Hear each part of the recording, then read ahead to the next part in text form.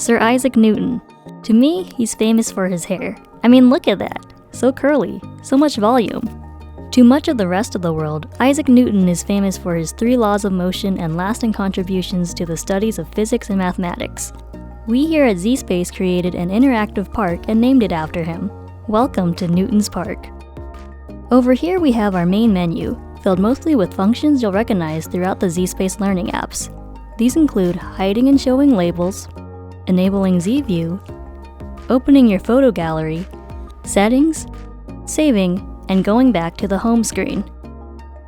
And over here we have the Newton's Park backpack, which includes an assortment of force applicators, ramps, materials of friction, balls, blocks, and targets. And then here we have my favorite menu in Newton's Park, which offers different gravity states for us to work in, but I'll come back to that later in the video. Now to start building something, I'll go to the backpack and grab one of the ramps. And the ramps and platforms are adjustable. You can change its size and position by clicking on the object, and its dimensions box will appear. You can enter revised values or use a slider to make adjustments. Among the force applicators here, there is a drop column, a couple different launchers, and a force area. Let's pick a ball now. These all vary in mass, and I'm gonna pick this special one called the Z-ball. And it's special because when you click it, this box appears and allows you to adjust its mass in kilograms. When you change the mass, be sure to hit apply. Now I'm going to pick a block, and these are useful because they add even more depth to the explorations of friction in Newton's Park.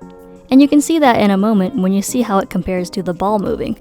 Alright, up next we have our targets. We have bullseyes, putting cups, boxes, and hoops.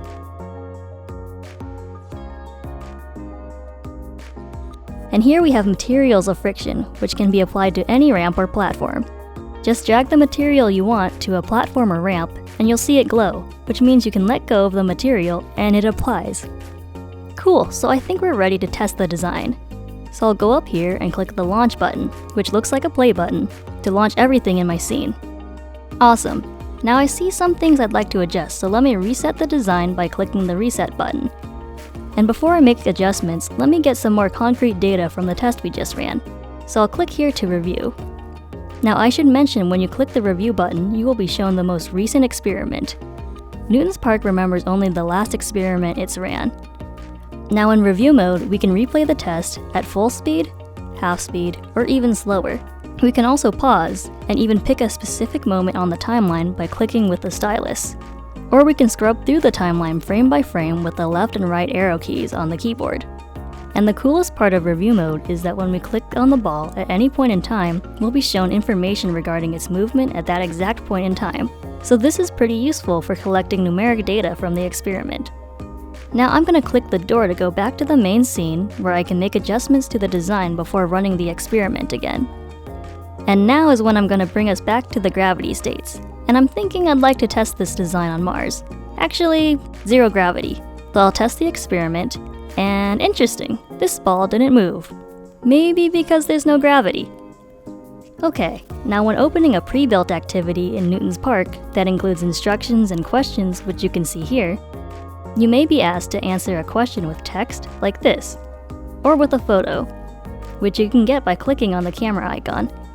And you can use the left button to zoom in, and then the main stylus button to take a photo, and you'll see it here. Another way to enable the stylus camera is to right-click on some empty space in Newton's Park and bring up a general context menu, and pick the camera icon. And to switch back, simply right-click again and switch to move mode. When we're done with the activity, we can submit our work or export to a PDF. Now for you creative and adventurous folks who are freestyling in the sandbox, that is not in a pre-built activity in Newton's Park, and you create something cool and you want to save it, simply click the save icon and choose how you'd like to save it. Alright, at this point you should know enough to get started, so go for it.